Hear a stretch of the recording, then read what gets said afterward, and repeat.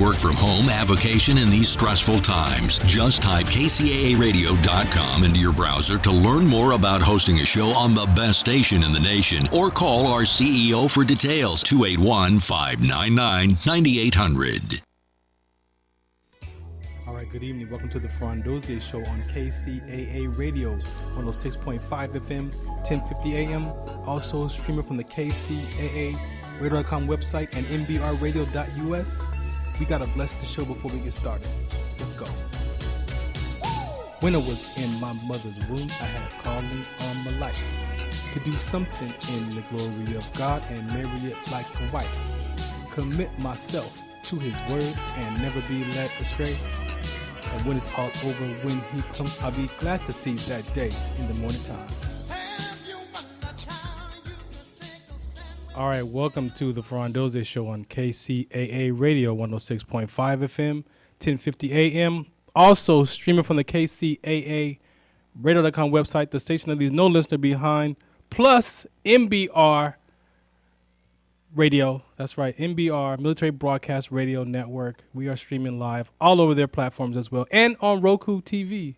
So, again, if you in the Inland Empire and you got to get out of your car, make sure you go to kcaaradio.com and click Listen Live or Watch Live, and we will be there. So before we get this show started, let me pay some bills and get this party started. How about that? This is the Farron Dozier Show on KCA Radio, 106.5 FM, 1050 AM, and MBR. Opinions expressed in this program are those of the speakers and do not necessarily reflect the views or positions of any entities they represent. Find us on the web at mbradio.us.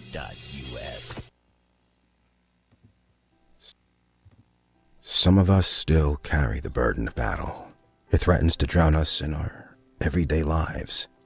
In battle, we had our weapons and combat gear to keep us safe, to keep us confident. But when we returned home, we were not armed with weapons and gear to cope with our own minds. I was lucky to find my combat gear, my mental weapon, and it's called Calmago. Calmago is a drug-free device that allows you to achieve calm in less than 3 minutes in moments of anxiety, stress, anger, panic, or insomnia, not with medication, but rather by activating the parasympathetic nervous system through breathing regulation and multisensory stimulation. A recent study has shown that Calmago decreases PTSD and anxiety levels in veterans, helping those who are suffering and having a long-lasting effect. Visit Calmago.com to learn how you can get Calmago through the VA or with a special veterans discount code.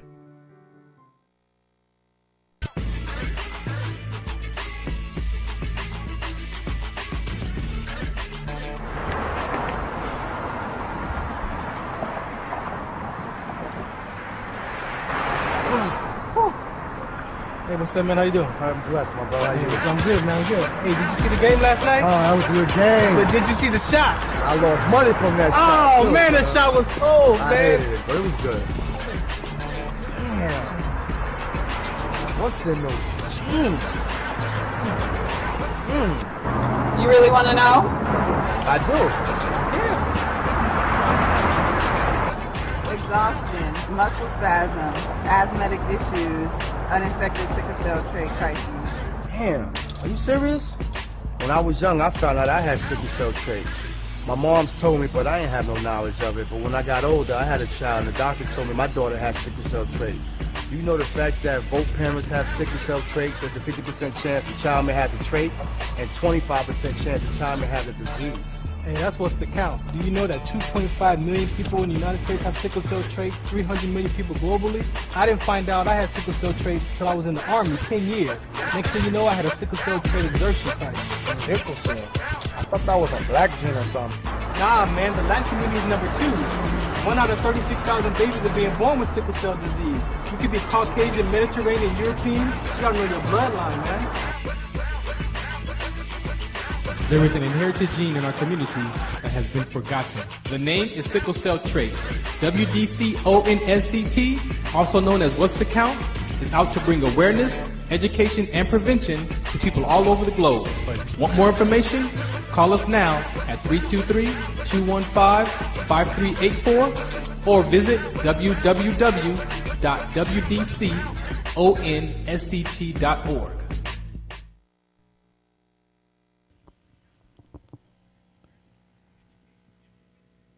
All right, welcome back to the Farron Dozier Show on KCA Radio 106.5 FM and 1050 AM. Also streamed on the KCARadio.com website, the station that these notices behind, and MBR platforms. I'm praying to God that y'all could hear me right now. We are testing the new setup. So if you are streaming from the website at KCA Radio, we are live. I'm testing volumes right now, but I just don't think we are. Yeah, I don't think it's there. No, there's no voice there. So we're gonna go to the microphone here.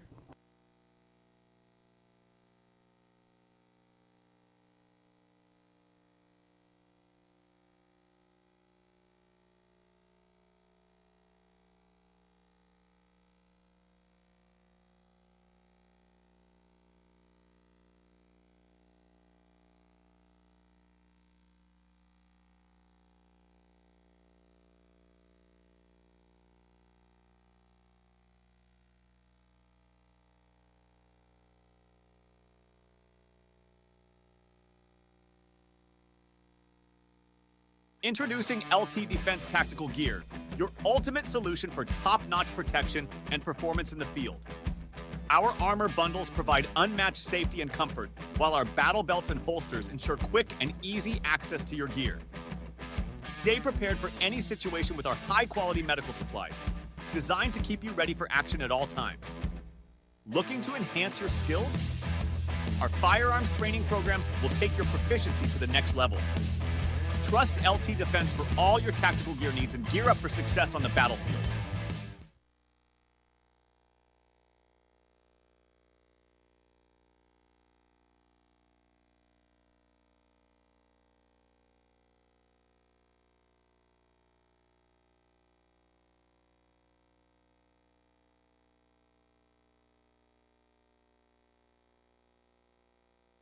Do you remember studying sickle cell in biology class?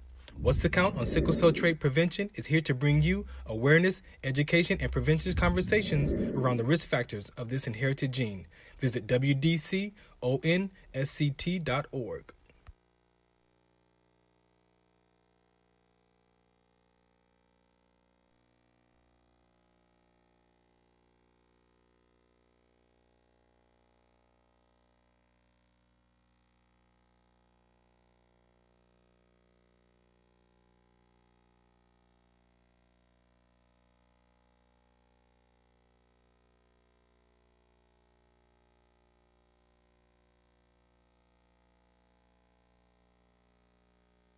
Okay, how about now? Okay, so there we go. Huh? Too many settings. All right. Well, again, this is the Farron Dozier Show on KC Radio 106.5 FM, 1050 AM, also Military Broadcast Radio Network.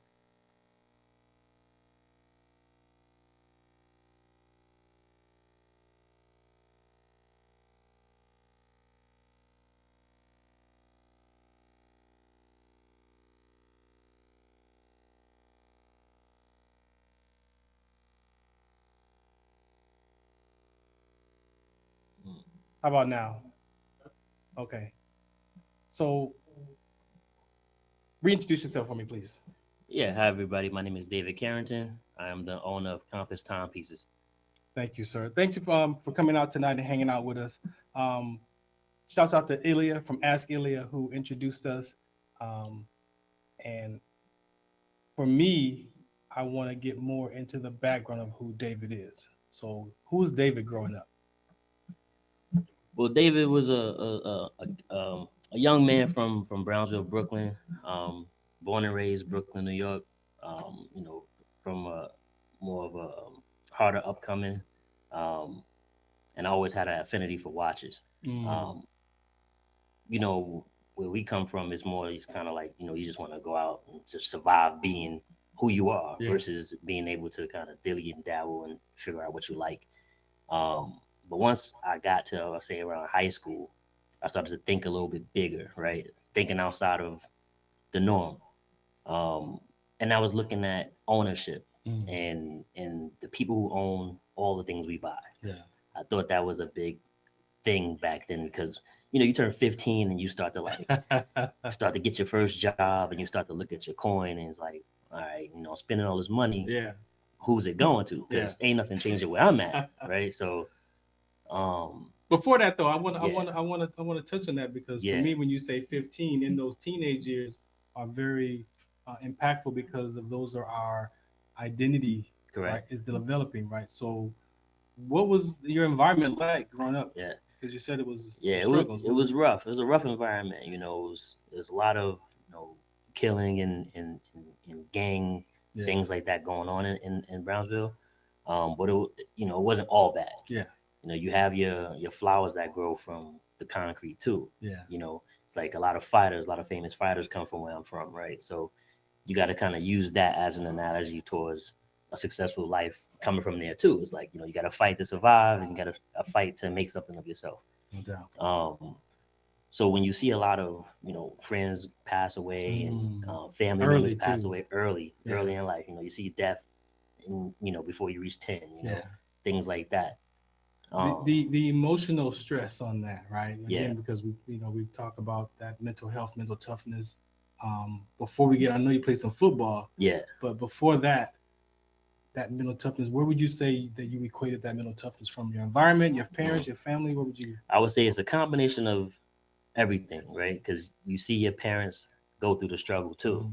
You got grandparents, uncles, cousins that are older male models in your life.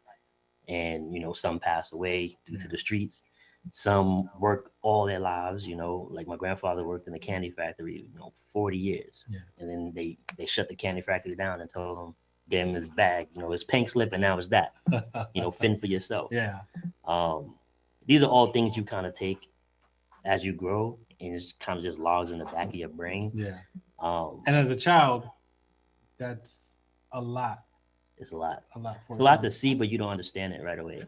Yeah. Right. We talk about perception as a child. That's so important because the environment has a lot to do with our perception growing up. Correct. Yeah. And you have, the male ego, the male got to keep as the head of the family, right? So my grandfather never let that show, as far as him losing his job and having to do different things to put food on the table. Yeah. I think that's a key part of what I saw growing up, and it kind of gave me the mentality I had once I started to look at things a little bit different. So what led to the playing football, sports? Yeah. So I mean, when you're from the hood, you do everything, right? So you got a bat and a baseball. Yeah. You got gloves. I had every utility tool out there for every sport because you never know what we're gonna play when we go outside. Yeah. It could be kickball, it could be baseball, football. So I gravitated towards football. Big Giants fan, right? So, I'm born in 84. So I got to see 86 and 90. I was young, but I got to see it. So that shaped my football life. My grandfather, everybody else are Jets fans. Yeah. So I was only Giants fan. So you already know I had to kind of go against the grain. And who I like, that's just my personality. Yeah, yeah. But I got to see success early as a football fan. And, I wanted to be like David Meggett when I was young, right? So that was my guy, returning punts and running back, but, quick to make break tackles, things like that. So that kind of led to me starting to play football when I was younger. The football segment I call is fourth down. Yeah. Identity crisis going on. I mean, a lot of that time. look, oh my God. That identity crisis we talked about. How did the football help coming out of that transition from your environment into that sport? Yeah, so it helped because I got to meet more male figures, right? It was important because you grow up with male figures and you have them as your foundation, but you step out of that and you meet others who are positive influence on your life, right? So you meet them through football, but then you find out they're doing other great things outside of football that, because of your connection through football, they involve you in. Yeah. And I got to do that from Pee Wee all the way up to high school, right? So that was a big influence. Yeah. What was the fourth down in high school? How did you not continue that football? Man, I want me to keep it real. Yeah. I'm gonna keep it real, man. New York City, you get out of school, all them things walking around. Oh my God, brother. Where's Robert Lamar at? Brother. wasn't no Where's going to Robert practice. Lamar at? Wasn't trying to do no practice. Everybody out, girls on the bus at the bus stop. So it was a lot of like, and plus, none of my friends played. Yeah. So it was like, man, nobody to really say, yo, we gotta go to practice. It was like one of those, yo, man, we going to the McDonald's. All the girls gonna be there. I'm like, yo. No. So you already know. So once that happened, got to high school and you kind of just got off track from football and started. I still play like, flag and things that. With the homies, but and it's hard to. That's why a lot of people in New York go to prep schools in Jersey. That's why they leave. It's too much distractions, man. Distractions. Robert Lamar definitely talks about the distractions. So in all this process, you had a love for the watches. Yeah. Where did that love for the timepiece come? It came from my appreciation for how tough it was to get one, right? I've always had watches, fashion watches, like, a Guess watch, things like that. But the more valuable pieces, you just don't come across any, unless you're watching music videos and you hear, the rappers talking about it. It was one of those things where it's like, okay, because even I started to look these things up and trying to just inquire more about it, right? And I started looking at the prices. I'm like, dang, all right, so you got to be balling if you want to join that game. What watches were you looking at? It wasn't the Swatch watch? Nah. The Guess? No.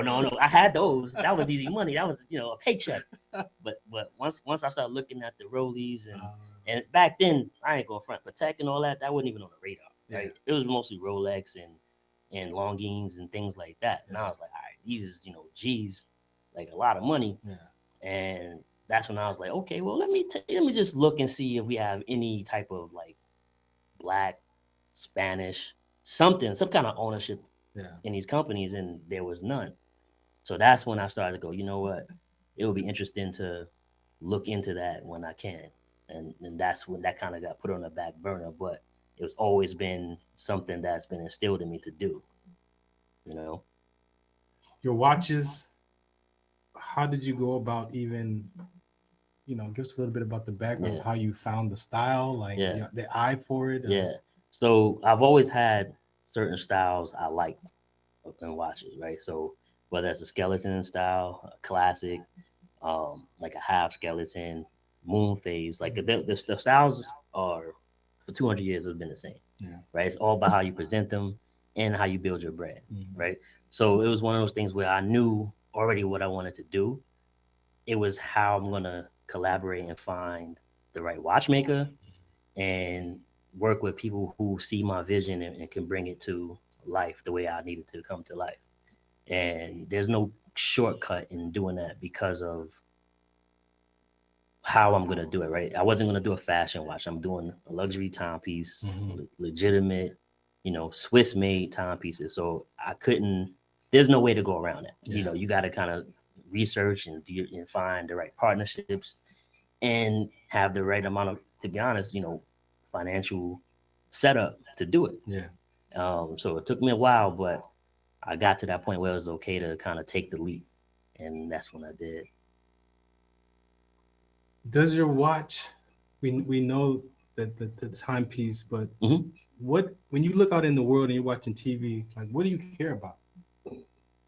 Is there a community of people that you care about? Yeah, so I care about, obviously our community, the Black community, and brown, whoever community. It's all about representation for me, right? So I wanted to, when I told you when I was 15 and I looked up Rolex and all these people, it wasn't none of us on the executive team, wasn't none of us in ownership, and I wanted to change that. That's always been my goal, and to be that beacon for, it's not in the school systems. They don't teach us that we can be watch makers and owners. It's one of those things where it's like, imagine if there was a shop class and you had watchmaking as a shop class, right? Now, how many other watchmakers that are like us would be in this world that, I want to start my own business? You know how many other watch brands there would be?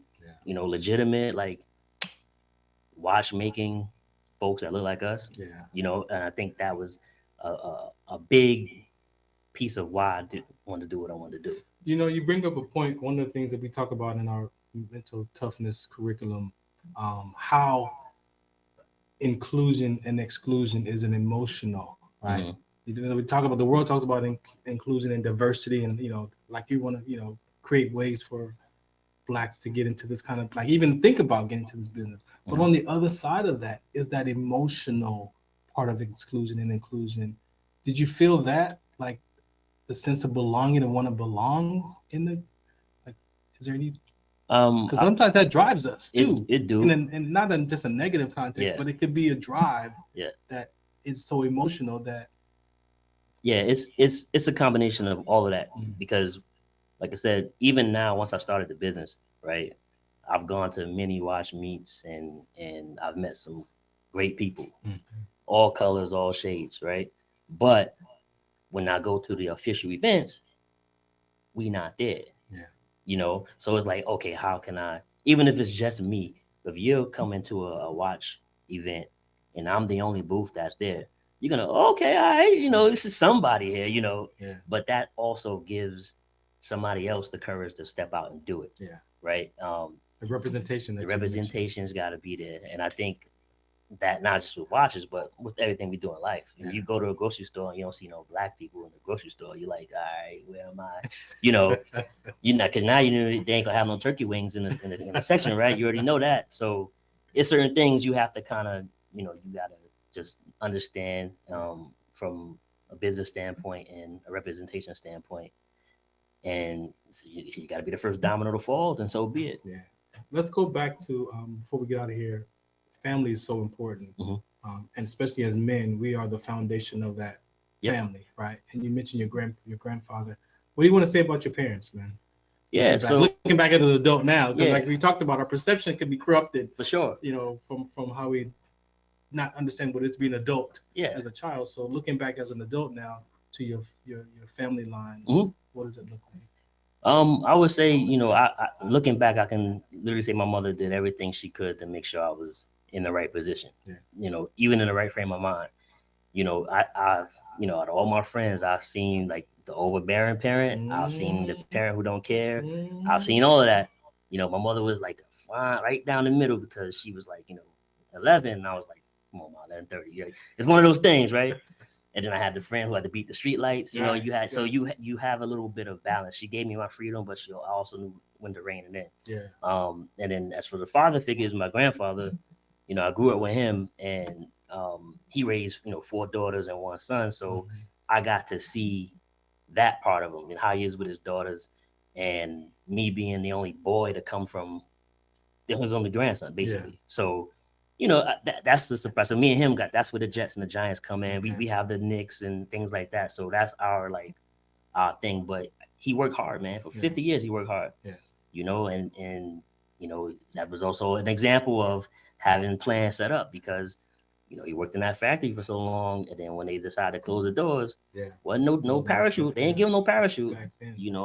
So is talking about your dad, is that off the table, or do you want to share? No, we can talk about it. Because I want people to understand that, even though our grandparents and parents step in, as a child, we will always look for that biological father or mother. What do you want to say about pops? Yeah, so my pops and my moms, they were teenage lovers, right? Yeah. So she got pregnant early, 17, right?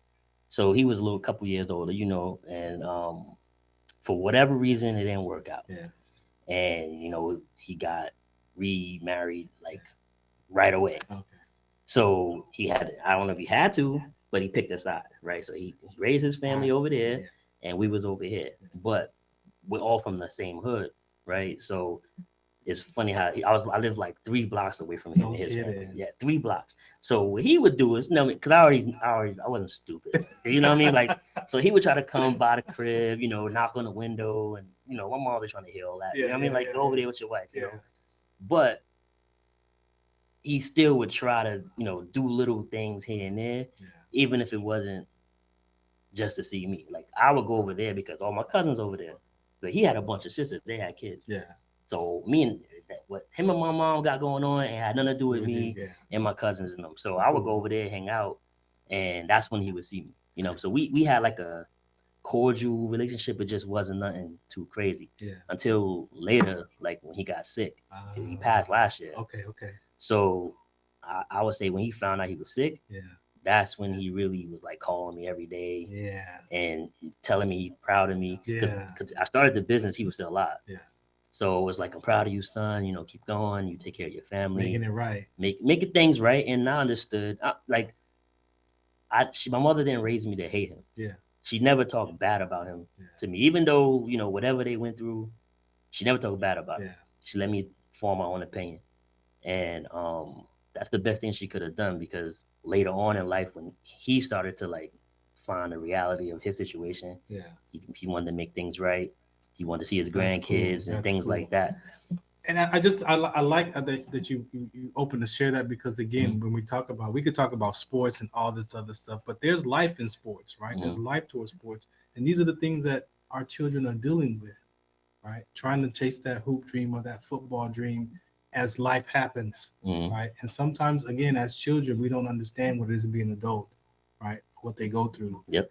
And then all that gets messed up, and then we get distant from our parent. And we're trying to reconcile relationships. Yep. Forgiveness is so important, and just changing your perspective or your perception of that parent could alter your whole life.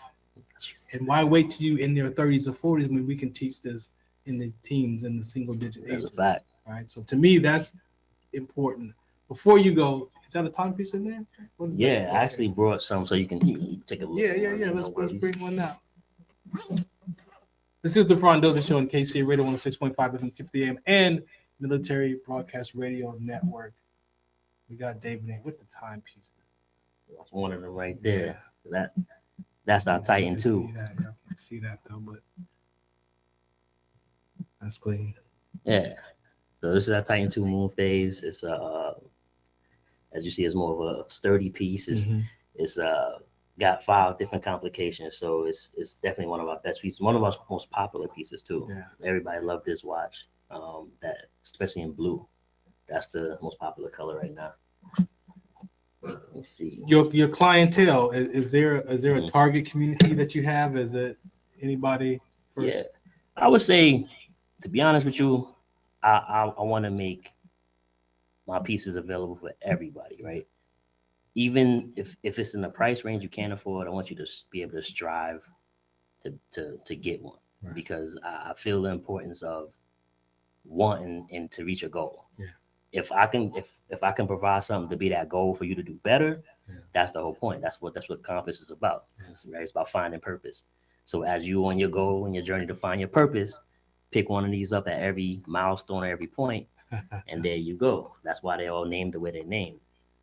Voyager, Explorer, Pathfinder. So these are all different parts of your life. Anything you want to say before we get out of here, man, that I missed anything you want to cover? You didn't miss anything. I want to just say, find purpose in everything you do in life. Make a difference. That's should be everybody's goal, to make a difference in somebody's life, whether it's, the many or the little. Just find a way to make your purpose. Cool, man. I appreciate you for hanging out tonight. We're going to take a break.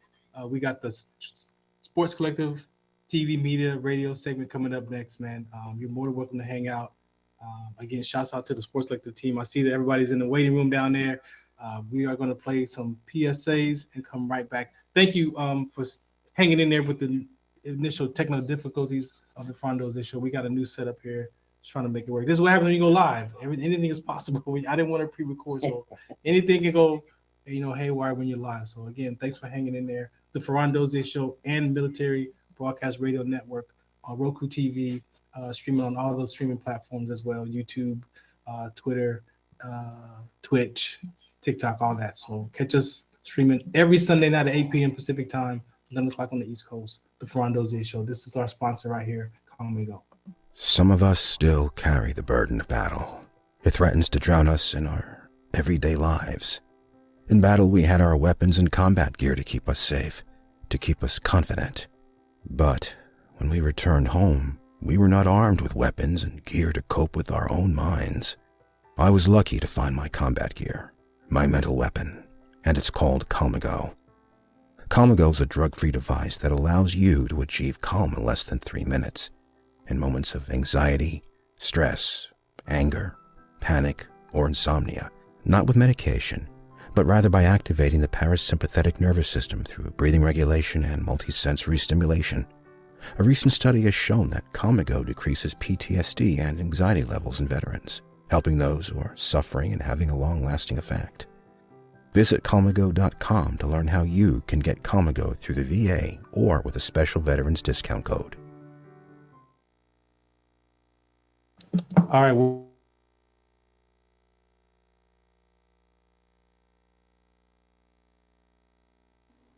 Las Vegas. So if you have LeBron, year 24. Coach, what's up, Coach? What's goody? What's up? What's up? What's up? What's happening? I'm You giving some LeBron? You brainstorming back there? Brainstorming. LeBron James, year 23, right? Let's say he's in year 22 right now. Goes year 23, right? Does he retire or does he take this amazing amount of money that someone's going to offer him because he's a free agent? It's going to be a type of number that you've never heard of at this age for a guy. And to add to that, like I said, it's going to be such a large number, he's not going to be able to turn it down for 1 year. We're talking like $100 million. Watch. What do you say, first? Absolutely not. No way. Nobody's paying that kind of money. Man, not with all these aprons now. No way. Oh, no, apron.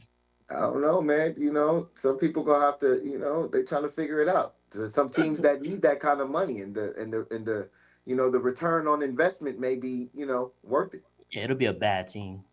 It won't be nobody good. That. Oh no. Definitely that. I'm talking about like the new Vegas team that'll come in next year after that. You know, we might talk about the Pelicans, who's owned by the NBA, right? You know, that type of thing, right? You know, it's that kind of thing. A little brainstorm, just a little sprinkle. You say the Pelicans. What's going on, though? You ready to get started, man? Always. Let's go. Who you want to bring up first, man? We got everybody's ready. Is Robert Lamar on? Did you get Rob? Robert Lamar is not today. Oh, he wasn't. Oh, okay. No doubt. We can get on. Let's bring on Coach Deanna. Coach Deanna, all right. Coach. What's up? Hi, everybody. It's Dina. How you doing? I'm well. How are you guys doing tonight? Great. Thanks for hanging out with us tonight. Of course. Thanks for having me.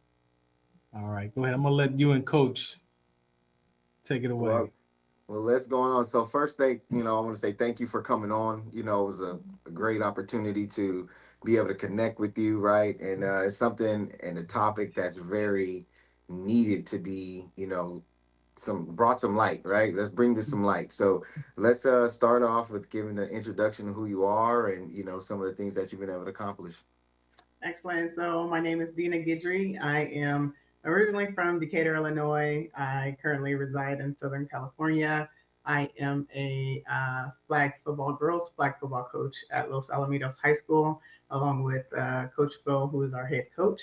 I am also a linebacker defensive assistant coach with the Texas Elite Spartans out of Dallas, Texas. And I am a former Bruin, I guess you could see back there in the back where I used to triple jump. And I was coached by Bob Kersey until 2004. Amazing. That's a lot, but I would like to start with just kind of the impact, right, of the game and flag football. That's like a new trend, right? Nationwide, the girls are now in the phase where they can get scholarship offers and great opportunities to grow. So what has that experience been like for you becoming a coach, right? Mm-hmm. And being able to educate these young ladies at such a beginning phase of the culture with women's sports? Well, like now is a perfect opportunity because, like I said, I played tackle for a while and we never got the opportunity to really go mainstream yet. We're still trying to work on that. So when the NFL started to back flag football, it took off and it's been amazing. It provides another avenue for girls to actually be able to participate in the sport of football, but also, again, like you said, achieve scholarships and be able to, show a subset of skills that normally they wouldn't be able to, show out there in other sports. So Right. with it now being, in the NAIA schools, and you could get a scholarship again to play in college. In the next couple of years, they're looking to have it go to D1. And then after that, of course, we all know that the Olympics will have it for the first year in 2028. So these girls are like, the high school girls are like in perfect position to, start to excel and get ready for those 2028, 2032 Olympic Games. Right, especially kind of in this pocket, right? Like they will be kind of the first wave of professionals that'll come into it. Like kind of like we talked about the other day when the WNBA started, right? It kind of like there was that wave of women who are now coaches and broadcasters and all that type of stuff. And I feel like that's what the phase we are at with women's football, whether it be tackle or flag. Can you give us a little insight on what your professional run was like? How is it playing in the, that women's adult league, the WNFC, Right. right? Yeah. So like major shout out to the league, major shout out to all those ladies that, get out there and put it on the line all the time. Can you give us a little bit about what that experience was like? Yes. So after my track career in 2004, after those Olympic Games, I sought out to play football because I was never able to before. And I started actually in LA with a team called the it was called the LA Amazons. Okay. Yeah, and so I was there from 2005 to 2010. Then later played in San Diego with the San Diego Surge, and I played from there from 2011 to 2019. And then I went to the Texas Elite Spartans in 2019. I'm sorry, in 2020, but we had a COVID year, so that year kind of was passed up. And so from 2021 through 2023, I played with Texas Elite. And the WNFC, the Women's National Football Conference, was founded in 2019 by Odessa Jenkins, which is also the head coach for the Texas Elite Spartans. And she did. Shout out Miss Jenkins. Shout out to OJ and WMC, and of course my Texas Elite Spartans. She's done amazing things with this league. Trying to get it notarized, nationwide, of course, and on mainstream media, like whatever it is. But again, the struggle is that we don't have like the backing of, something big or a big celebrity or the NFL yet. We're looking to kind of put ourselves out there, which is why I'm always up to putting the word out there about tackle football, because a lot of people don't know it even exists for women yet. And with flag coming up, and now you're seeing, little girls starting now in flag, at a young age, and now being able to go all the way up through high school, and now college and pro, like, it's just another avenue for them to seek out as well. Yeah, no, definitely. I don't want to take up all the time. I want to give my partner Farron an opportunity to ask a couple of questions. But before I let you go, what's the mentality like being a female playing the linebacker position? We're dogs. Yeah.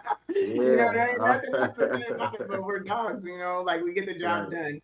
A lot of people want to keep women in that box of being dainty and frail, and that's not always the case. And we can still be very feminine.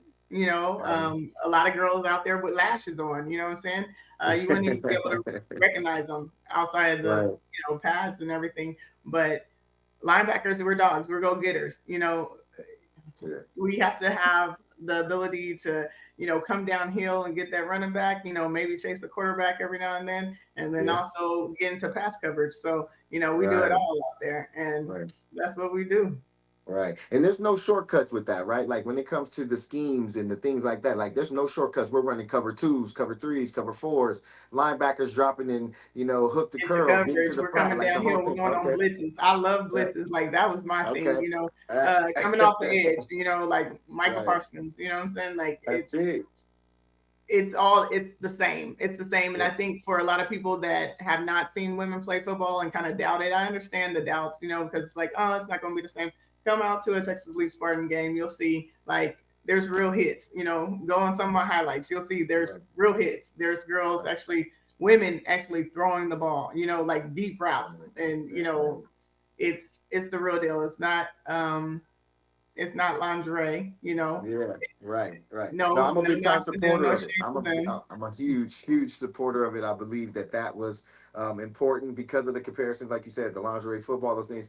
That was important for us to see this, right? You know what I mean? Because of the females becoming referees and all this, so people can challenge their knowledge, right? Like, well, what do you know about the game, right? Beyond being a referee, you never played, and now that you can kind of shave a little bit off the stereotypes and those things. So salute to Exactly. you, ladies. And before you get out of here, make sure you drop the hashtag of the Instagram for the WNFC. And salute and thank you, and talk to you soon. Thank Farron, it's you. on you. Thanks for Farron, it's having on me. you.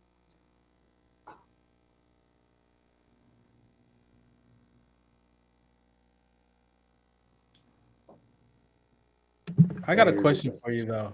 Yeah. Before you go, the level of mental toughness that it takes. Where do you equate that to, or from? Now, I know there's going to be a lot of males that probably disagree with this, but women overall, especially in sports, we have to be tough. Like we don't get the same things that guys get. We have the same injuries. We have to work out the same, like we have to go through the mud and the dirt and trenches and everything else. Only we don't get the locker rooms. We don't get the, the sports medicine. We don't, have the trainers out there, that will take care of us 24 hours a day. We don't have the chefs that come in, like we don't get that type of money. So we're already brought into it tough. In order for us to survive in the sport, we have to be tough and we have to be mentally strong. And the thing about it is with football, and I think a lot of women will tell you this, is that football saved us mentally. Like the real world, what was going on, this was our outlet, and it was the only way that we could get it out in a positive way and get rewarded for it through the camaraderie, through, championships, through just being able to play a sport that people tell us that we weren't originally supposed to play. Now the dynamics are changing, right? And now like you're seeing women play, you're seeing, the commercials on TV with girls playing flag football and everything. And so it's becoming more mainstream. And with that, you'll get a change in culture and you'll get a change in mentality as well. And I think with that, hopefully we can start getting the money that goes along with it too. Thank you so much for hanging out with us. Thank you for hanging out with us. All right. Thank you. Robert Lamar was in the building for a second, then he took off. Let's bring up Coach Bo, man. What's happening?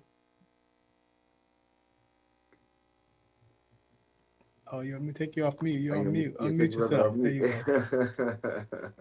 You got to unmute yourself there, Coach. Can you hear me now? Yeah, we hear you. Okay, cool. Now I said chilling, getting ready for tomorrow.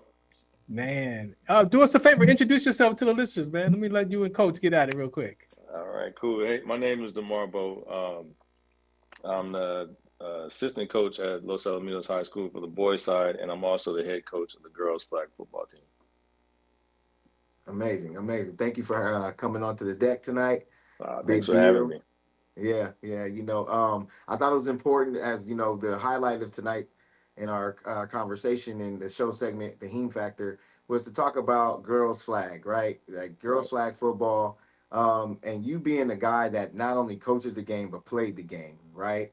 And being able to kind of articulate this game and the transition of the game into these young ladies, kind of just tell us what that experience has been like. Becoming the captain of a ship for these young women and the mentor in this developmental process. Right. It's been busy. It's been a long road. Last year, I believe we had 13 girls that came out for flag. This year, we had 108, 109 that tried out. So we have 3 levels. We're teaching football from scratch. Girls are learning how to run routes. Girls are learning how to cover. Girls are learning how to read defenses. Girls are learning how to run the space instead of running to a person to uncover themselves. All right, and our quarterbacks are picking up on it well. But it was rough at the beginning. Like I said, the footwork wasn't there. The talent was there because they're all athletes. They all play other sports. But the understanding of football was far from where it is now. And compared to the first day, it's like a complete turnaround. Like they understand so much, and we're hanging in there with these top teams like Newport, #1 team in the nation, and we're right there with them. We came close. They pulled off on us in the last minute, but we're still right there. Huntington Beach, we beat them, they beat us. CDM, we beat them, they beat us. So all these top teams, we're in there with them. At least Miguel was 8th in the nation, and they only beat us by 3 points. So to do that with a bunch of girls that have never played football before, that says a lot about them as athletes and willing to learn the sport and what's going on. Right. And what made you want to take on that job? Like, what is a couple of things that made you say, hey, you know what? I think I'm the fit for that. To be 100% is my daughter, because I know I tell this story a lot, and she's probably tired of hearing me tell it. But back when I used to play, after I graduated, I was done with it for a while. Then I got a chance to play semi-pro with Long Beach Lions. And so when I would go out and train, she was right there with me. She was running the ladder drill. She was running the cone drill. She was working on her hands, doing footwork stuff. Had no idea what she was doing. So she played for the first time last year, and she had fun. She had a good time. She was hurt half the season, but she kept asking me, like, Dad, is there anything that you can teach me, anything that you can help me with? Like, I want you to coach me. I want you to do this. So I left it up to her when the opportunity came, and I asked her, I was like, hey, do you really want me to do this? Because you already know how I coach. She's like, yeah, no, Dad, I want you to do it. Yeah. So it was her. She brought me in it. Right. And being that, like, like you talked about, your assistant with the boys, what is some of the differences, right, as far as how you approach the game and educating, right? Obviously, we understand that the girls are a little more new to some of the high-end terminology, but just like energy-wise and that whole compilation of things, like what's been the balance there? It's been crazy because it is totally different. Like, boys, we're knuckleheads, man. You tell us to run through a wall, we'll run through without asking, and then we'll figure it out later. Girls are a little bit different. They need to know a million reasons of why the wall's standing there, why we need to run through it, what's going to happen. so it's a little different, but it's been a lot of fun. With the guys, I can explain a few things to them, and they'll go out and do it. Mainly because they're experienced and they kind of understand. And they've been in it a while. Parents have played sports. They've watched stuff on YouTube. They're getting training from professional people. And the girls, again, like I said, they ask a million questions. If I give them one play to do and just change one thing, now everybody's confused. So nobody knows we're out there running anymore, even though I changed one. So I have to go back and explain each route to each one. But the good thing about it is once they get it, they got it. They don't ask again. So no, that's crazy. So before I toss you over to my guy, Farron, I do, where do you see, as far as where the game is now, where do you see the game in the next 5 to 10 years? In the next 5 to 10 years, it's going to be amazing. I truly believe it's going to be like the WNBA, where it kind of started off slow because everybody was new to it. They had to learn the fundamentals. And now you see women dunking, you see them crossing people over, you see them breaking ankles, you see them doing amazing stuff like guys do. So I believe the girls are headed there because there's already a handful of girls that are like Coach D's daughter. Man, she's so fast. But there's already a handful of girls that are reaching that pinnacle. So with the training and the time and the rest of everybody catching up to the talent, it's going to be amazing to see in the next 5 to 10 years. Right. And last thing, we don't have one yet, but tell me what's the special thing about Coach Bo and having a handshake with everybody in the school, from the janitor to the crossing guard. He has a handshake with everybody. I want you guys to know, and it's beautiful. It's special. Just give me, the short view. What is it behind that? You know what's so funny? It all started with the O-lineman when I first got here. And our O-lineman wasn't getting love because we had some really talented skill guys as far as receivers, running backs, quarterbacks, DBs. We were super talented. And our O-line kept our quarterback up, to get them the ball. So my way of showing them love was just coming up with a handshake. I'll walk up to them, do the handshake, tell them I love them every day. And then all of a sudden, other people started picking up and wanting to learn it, and it just started spreading like wildfire. So everybody knows the handshake. And then there's those that are close to me have their own personal ending. So there's like a million of them with different personal endings that I don't really remember until we get into the handshake. So. Right. You are the LeBron James of handshakes, brother. Salute to you. I love you, man. I thank you for everything that you do. You're huge for the community of the sport of football as a whole, from mentorship to training. You are the guy. And I'll just pass you over to my guy, Farron.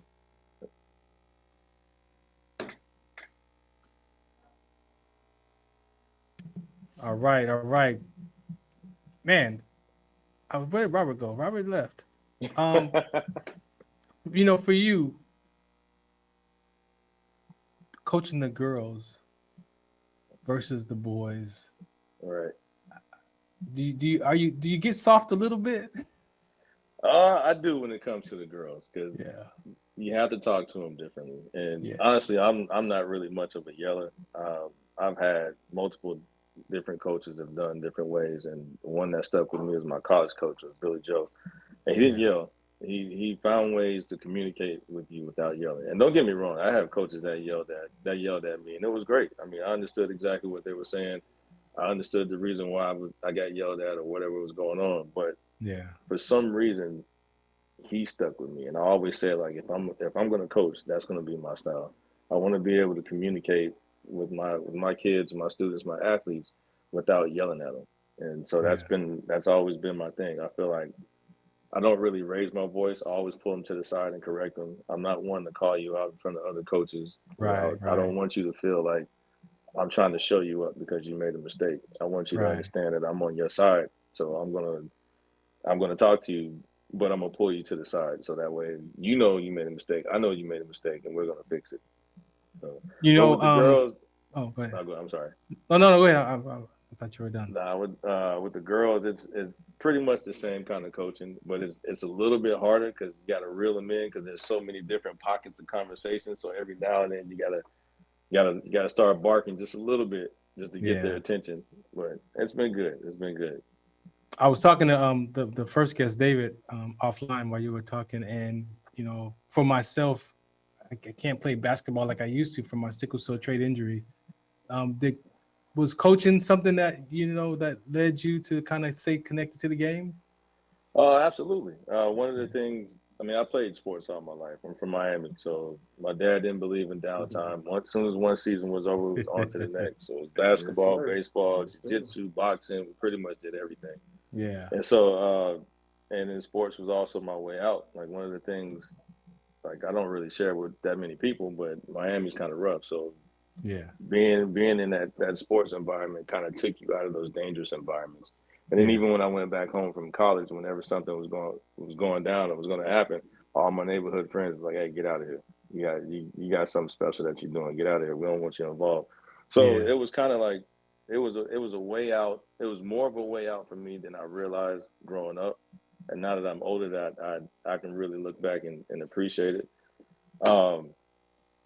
But yeah, it's been crazy. When it was over and the knees started getting sore and the shoulders started hurting and all the old injuries started acting up and I couldn't do it anymore. Like, coaching was my way of getting back to it. So it's like they say, even when the ball drops, you can't put it down. No doubt. That's why I got that fourth down segment, because that fourth down, man, be like, nah, I'm good. I'm gonna walk away. I gotta go. We got about 60 seconds left. Sports Log, man, are you there, man? I want to at least give you 30 seconds, man, to give us some highlights, man, of what's going on tonight, man. Are you there? Calling on Sports Log? No. Oh, there you go, man. Give us the rundown real quick, man. What's going on, man? We got a few seconds left, man. I appreciate you for hanging in, man. Where do we start? Where do we start? Top. Alabama lost. They only got a week at number 1. Out. Vanderbilt. First win against the top 5. All right. Last win against Alabama, 84. That's the 4th loss for Alabama as number 1. Am I keep saying Alabama? Yeah, they lost. 4 top 10 teams lost yesterday. Almost 5. Miami pulled it out. Mistakes. Sarge, when was the last time Army? The Steelers they're up in the third quarter, but not for long. But when was the last time Army was 5-0? Not since I've been around. I don't 1996.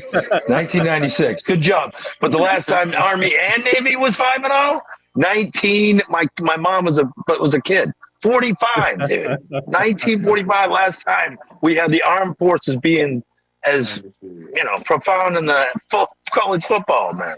Great stuff. Jared Goff, perfect QBR rate. Well, not QBR, but perfect efficiency. 18 for 18 last Monday night. Man, look out. Football's here. What do we do now? I appreciate Major you for hanging out, League man. Baseball. We're gonna get into it next week, Sports Log, man. I appreciate Good show. you hanging out with us, man. Good listening to all you guys tonight. Good stuff. Appreciate you, man. All right, man. We got to get out of here. Again, thanks for all the guests for hanging out, Coach, and you and Deanna. We thank you for being a part of the show tonight, for sure, man. Appreciate Thank you so you for much. having us. Thank you No so doubt. much, man. I appreciate Shouts it. out to my guest here. He's still in the audience. David is here hanging out with me. Oh, We yeah. got to get out of I'm here. gonna have to holler at him. Yeah. One of those watching. Oh, you're going to have to holler at him? Okay, for sure. He knew I'll make real sure y'all football. connect. You know, he knew real football. He talked about Dave Meggett. He knew a little something. You know what I mean? He knew a little something. All right. Again, thanks for listening, ladies and gentlemen. This is the Farron Dozier Show on KCA Radio 106.5 FM, 1050 AM. Also streaming on the KCARadio.com website. The station that is noticed behind and Military Broadcast Radio Network. Shout us out, what's the count? Ladies and gentlemen, thank you for tuning in to Military Broadcast Radio. As we wrap up today's show, we want to remind you that the podcast of today's episode will KCAA. Once in a while, every so often, an educator comes to our school systems with passion and vision. That's Nicholas Dibbs.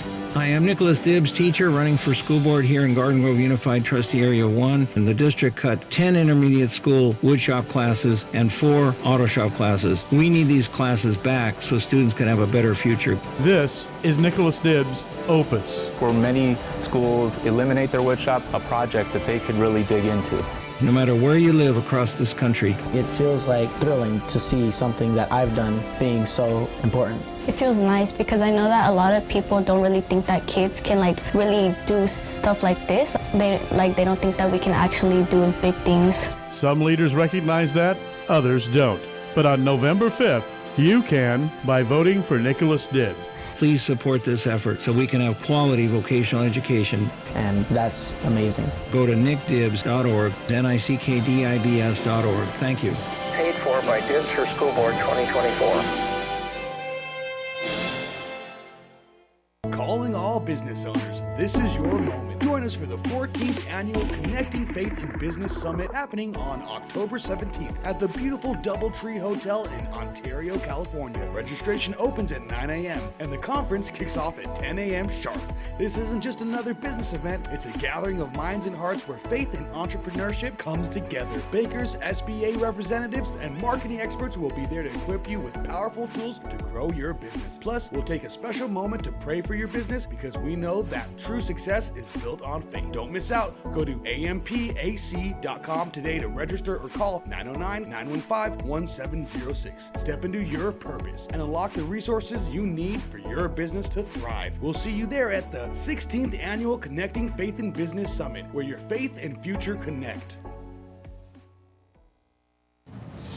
Re-elect Don Williamson as your county assessor. Some people run for office to serve themselves first. Others, like Don Williamson, run for office to serve you. He has a history of service as a former Marine and tax saver. When you're the assessor, you need real experience and knowledge to be effective. As a former 3-term San Bernardino County assessor, Don has a wealth of information for the people. Now he's back, running again because he wants to help people first, including seniors, veterans, mobile homeowners, and small business owners. Don's the only real experienced, educated, and certified tax professional from San Bernardino County who's actually done the job. He's a public servant. Don Williamson will cut your high taxes again. Go to VoteDonWilliamson.com. That's VoteDonWilliamson.com. I'm Donald Williamson, Semper Fi. I want to help you save money. I approve this message. Paid for by the committee to re-elect Don Williamson 2024. Located in the heart of San Bernardino, California, the Teamsters Local 1932 Training Center is designed to train workers for high-demand, good-paying jobs in various industries throughout the Inland Empire. If you want a pathway to a high-paying job and the respect that comes with a union contract, visit 1932trainingcenter.org to enroll today. That's 1932trainingcenter.org.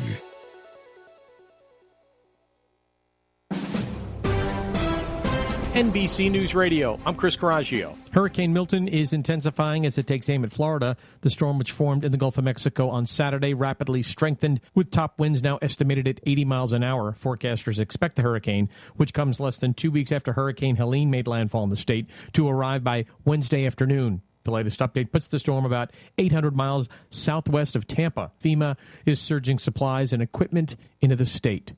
One of the doctors